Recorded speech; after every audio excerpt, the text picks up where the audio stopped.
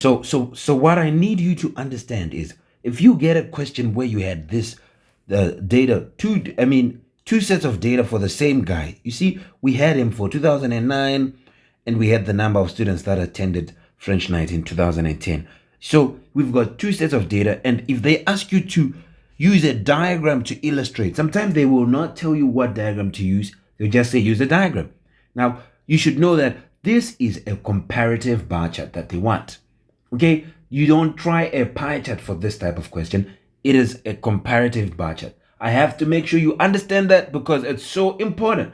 But for the other type of question which you saw in the first example, you can use either a pie chart or a bar chart, either one of them. Okay, but for this type of question, the only thing you can use is a bar chart, and it's a comparative bar chart, which could be either vertical or horizontal. Remember that we said it could also be horizontal.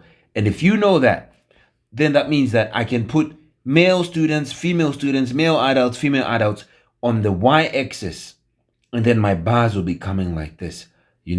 Remember that. And remember that for comparative bar charts, when you're dealing with the same data but different years, you put the bars are stuck to each other. There is no gap between them. Okay? Remember that. But remember to put your key and make your two bars different. That's all you got to know. This type of question was a comparative bar chart.